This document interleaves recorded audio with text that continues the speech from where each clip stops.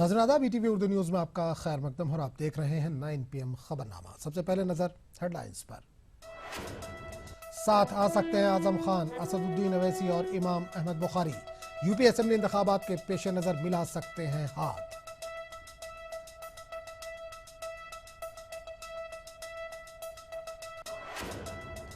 रायबरेली में सोनिया गांधी का मोदी हुकूमत पर बड़ा हमला, कहा मोदी मुल्क के शहंशाह नहीं वजीर आजम है।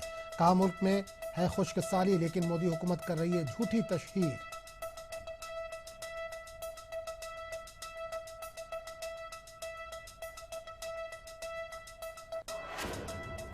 इशरत मामले में चिदम्बरम का बयान, कहा फाइलों के गायब होने का किसे मिल रहा है फायदा। जांच कमेटी सबके सामने रखे इशरत केस की फाइलें।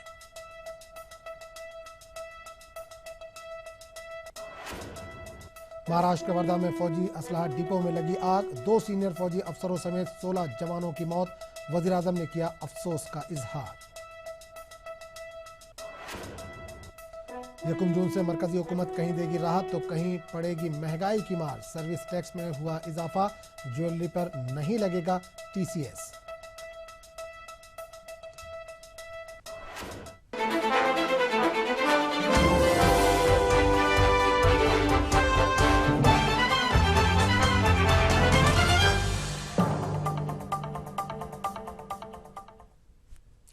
और सुर्खियों के बाद अब खबरों की तफसील। महाराष्ट्र के वर्धा में असलहे के डिपो में लगी आग ने बड़ा धमाका हुआ है। ये धमाका फौज के असलाह डिपो में हुआ। इस वाकये में 2 सीनियर फौजी अफसरों समेत 16 जवानों की मौत हो गई है, जबकि 17 जवान जख्मी हुए हैं। पेश है रिपोर्ट। फौज के सबसे बड़े एम्यूनेशन डिपो में भयानक हादसा। वर्धा जिले के पोलगांव में वाक़ सेंट्रल एम्यूनेशन डिपो में आग।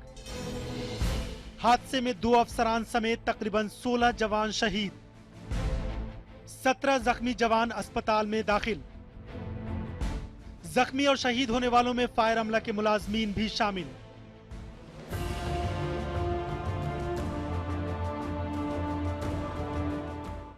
पीर की रात तकरीबन 1 बजे पुलगांव उतराफ के गांव के बाशिंदे उस वक्त गहरी नींद से खौफजदा होकर बेदार हुए जब उन्हें अचानक एक के बाद एक जबरदस्त धमाकों की आवाजें सुनाई दी।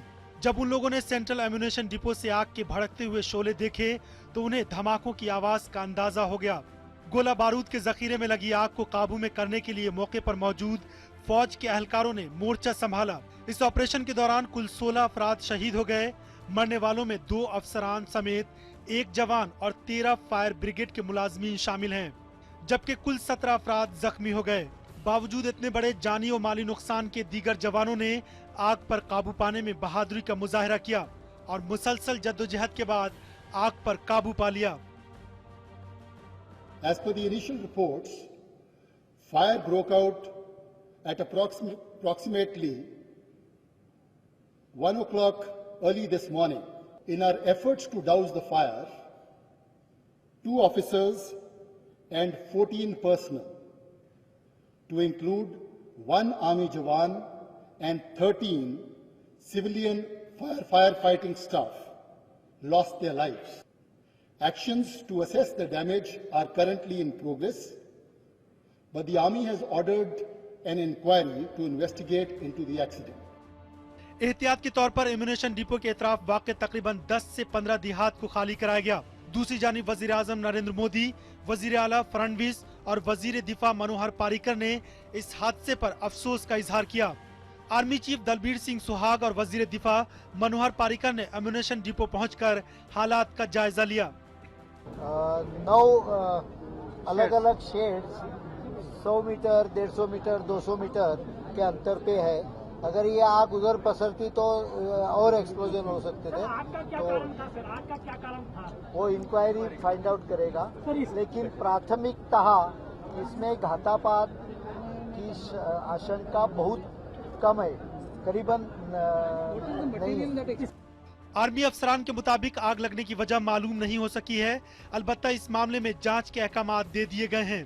दूसरी जानिब तमाम जख्मियों को वर्धा के अस्पताल में भर्ती कराया गया। साथ ही पुणे से आर्मी के डॉक्टरों की खुसूसी टीम भी वर्धा पहुंच चुकी है। Bureau report, ETV news. 1 जून से आपको जहां एक तरफ महंगाई का झटका लगने वाला है, वहीं कुछ राहत भी मिलेगी। मरकजी हुकूमत ने जहां कल से कुछ नए टैक्स जोड़े हैं, वहीं रेलवे रिजर्वेशन मामले में थोड़ी राहत दी है। माली साल 2016 और 17 के आम बजट में नए टैक्सों की तजवीज की थी, जिन्हें 1 जून 2016 से नाफिज होना है। अब रेस्टोरेंट में खाना, मोबाइल फोन का इस्तेमाल, हवाई जहाज और रेल के टिकट महंगे हो जाएंगे। इन पर 1 जून 2016 से 0.5% का कृषि कल्याण सेस लगेगा, यानी अब सर्विस टैक्स बढ़कर 15% पर पहुंच जाएगा।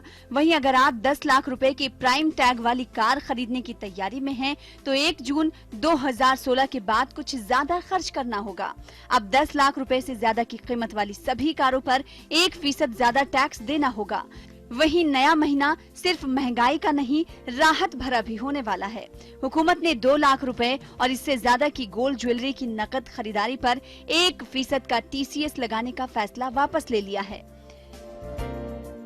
वहीं अब online ticket, railway ticket book करने वालों को भी थोड़ी राहत मिलेगी।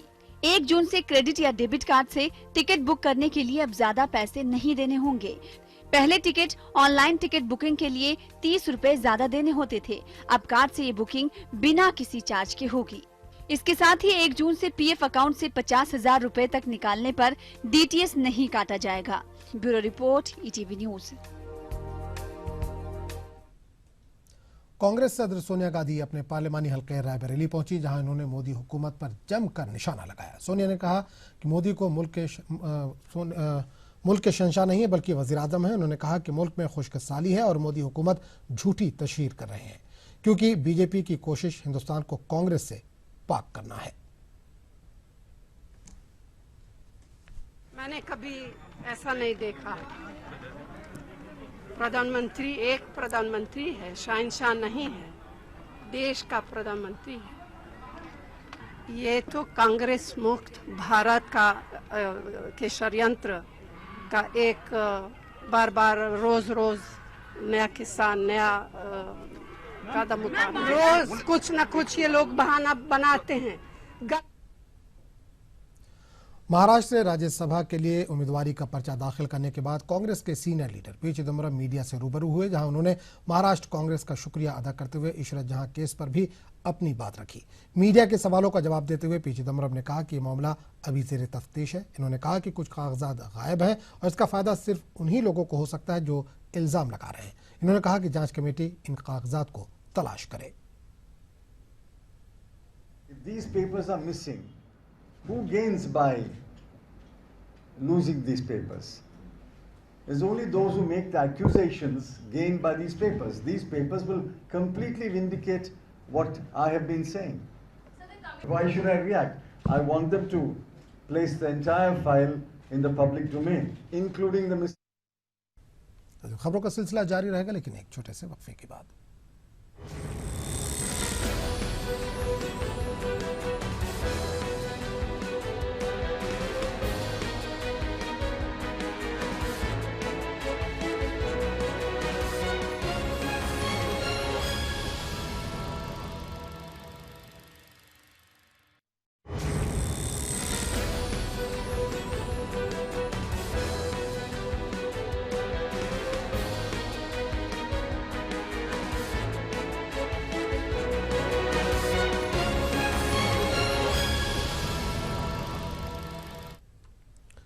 ETV उर्दू न्यूज़ में एक बार फिर आपका खैर मकदम है और आप देख रहे हैं 9 PM खबरनामा।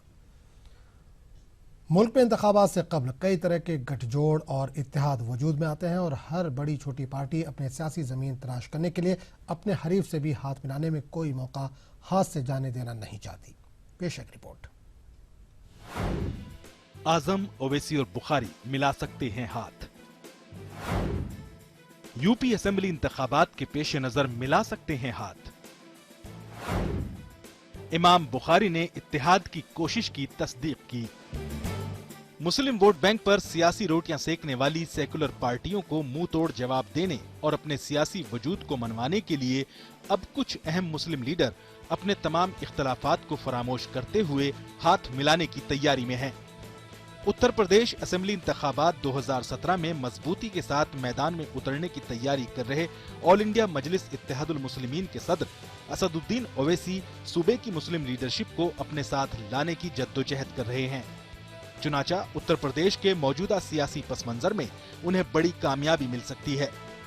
शाही इमाम सैयद अहमद बुखारी जहां कम अज कम मुश्तरका प्रोग्राम के साथ ओवैसी के साथ आने के लिए तैयार हो रहे हैं, वहीं दूसरी जानिब समाजवादी पार्टी से नाराज चल रहे उत्तर प्रदेश के काबीनी वजीर मोहम्मद आजम खां भी MIM की कमान संभाल सकते हैं। इमाम बुखारी और मोहम्मद आजम खां एक दूसरे के शदीद मुखालिफ हैं। नीज दोनों की तरफ से एक दूसरे पर सियासी तनकीद होती रही है, लेकिन इस वक्त समाजवादी पार्टी से दोनों काफी बरहम हैं। इमाम बुखारी इसलिए नाराज हैं कि मुलायम सिंह ने 7 लोगों को राज्यसभा का उम्मीदवार बनाया, लेकिन उन्हें पूरे यूपी से एक भी मुस्लिम चेहरा दिखाई नहीं दिया। जबकि आजम खां ठाकुर अमर सिंह को राज्यसभा भेजे जाने से नाराज हैं। गुज़िश्ता दिनों जब समाजवादी पार्टी की पार्लियामेंट्री बोर्ड की मीटिंग चल रही थी, तो उसमें अमर सिंह को पार्टी में शामिल करने की बात कही गई थी, तो आजम खान नाराज होकर मीटिंग से चले गए थे। यही नहीं बल्कि गुज़िश्ता हफ्ते उन्होंने पार्टी के तमाम ओहदों से इस्तीफा दे दिया था, लेकिन इस्तीफा मंजूर नहीं किया गया। ताहम ये साफ है कि आजम खान पार्टी की मौजूदा कारकर्दगी से खुश नहीं हैं। इमाम बुखारी की नाराजगी सिर्फ समाजवादी पार्टी से ही नहीं है, बल्कि वो BSP और कांग्रेस के साथ साथ तमाम सेकुलर पार्टियों से नाराज हैं, और इसलिए नाराज हैं कि तकरीबन 18 अराकीन राज्यसभा भेजे जा रहे हैं, लेकिन किसी ने किसी मुस्लिम को उम्मीदवार नहीं बनाया। लिहाजा इमाम बुखारी मुस्लिम मसाइल पर आजम खां और ओवैसी से हाथ मिलाने को तैयार हैं। दिल्ली से एहतशामुल हसन की रिपोर्ट।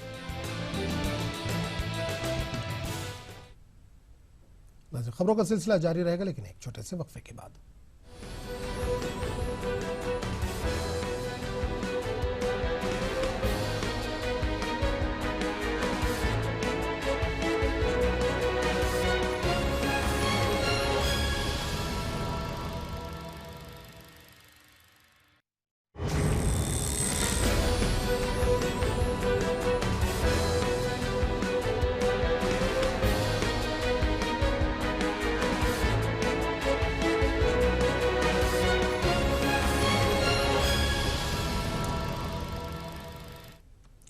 टीवी उर्दू न्यूज में एक बार फिर आपका खैर मकदम, और आप देख रहे हैं 9 PM खबरनामा। दादरी मामले में एक बार फिर नया मोड़ आया है। मथुरा से आई फॉरेंसिक रिपोर्ट में बीफ का जिक्र है। रिपोर्ट के मुताबिक ये बीफ था या फिर इसी नस्ल से जुड़े जानवर का गोश्त था। ये रिपोर्ट FSL मथुरा से लाकर अदालत में पेश की गई थी। यही रिपोर्ट मुलजिम फरीक की जानिब से मीडिया तक पहुंचाई गई है। वादा है कि गुज़िश्ता साल 29 सितंबर को दादरी के बिसहाड़ा गांव में बीफ रखने के इल्जाम में कुछ लोगों ने घर में दाखिल होकर इखलाक नाम के एक शख्स को पीट पीट कर हलाक कर दिया था।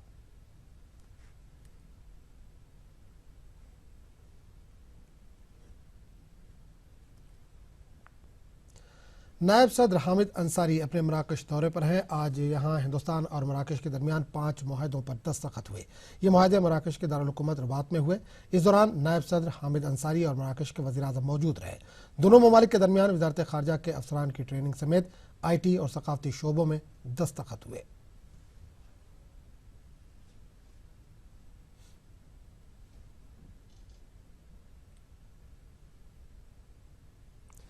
मरकजी वज़ीर ममलकत अक़लियती उमूर मुख्तार अब्बास नकवी ने झारखंड के अक़लियतों के फलाह व बहबूद के लिए पूरी ताकत के साथ कदम उठाने का यकीन दिलाया है।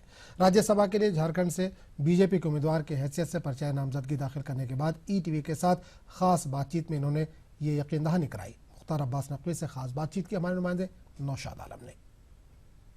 मरकजी वज़ीर मुमलिकत बराए अक़लियती उमूर मुख्तार अब्बास नकवी झारखंड से राज्यसभा के लिए BJP के उम्मीदवार हैं। उनकी जीत यकीनी मानी जा रही है। इस वक्त हमारे साथ मौजूद हैं, आइए उनसे बात करते हैं। सर, कामयाबी के बाद आपकी जो अव्वलीन तरजीहात हैं वो क्या होंगी? देखिए, वैसे बहुत से लोगों को मालूम भी है, हो सकता है बहुत से लोगों को ना मालूम हो। मैं झारखंड का फाउंडर मेंबर हूँ।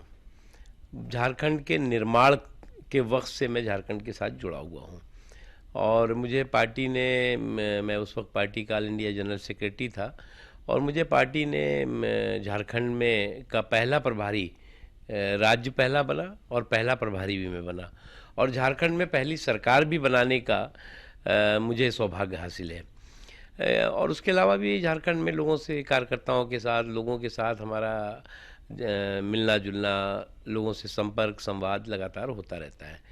तो मैं जितनी भी कोशिश होगी, मैं ज़्यादा से ज़्यादा झारखंड के लोगों के, झारखंड के खुद के लिए विकास हो सके, उनकी तरक्की हो सके, और जो भी दिक्कतें और परेशानियां हैं उसको दूर करने के लिए जो कुछ भी हो सकता है मैं पूरे ताकत के साथ करूंगा। सर, आप वज़ीर भी हैं अक़लियती उमूर के। इस दरमियान में आपने झारखंड के बहुत सारे जो मसाइल हैं अक़लियतों के, जो रियासत की तश्कील के बाद जो उनका इल्ज़ाम रहा है कि मुत्तहदा बिहार में जो हुकूक हासिल थे वो अब तक नहीं मिले हैं, तो इन सब हुकूक की बाजियाबी के लिए आपकी क्या जो है कोशिश है? देखिए, मैं अभी तो खैर पार्टी ने मुझे यहाँ पे उम्मीदवार बनाया, लेकिन उससे पहले भी अभी 3-4 महीने पहले मैं आया था।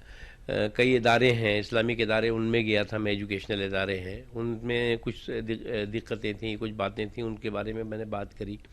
और भी कई ऐसे सवाल हैं जिन सवालों को कि हम मजबूती के साथ ज़्यादा से ज़्यादा लोगों की मदद हो सके, और अक़लियतों का जहाँ तक सवाल है उनके जो एम्पावरमेंट है। 9 PM खबरनामे में फिलहाल इतना ही, लेकिन चलते चलते आपको छोड़ जाते हैं तिरछी नज़र के साथ। आदाब।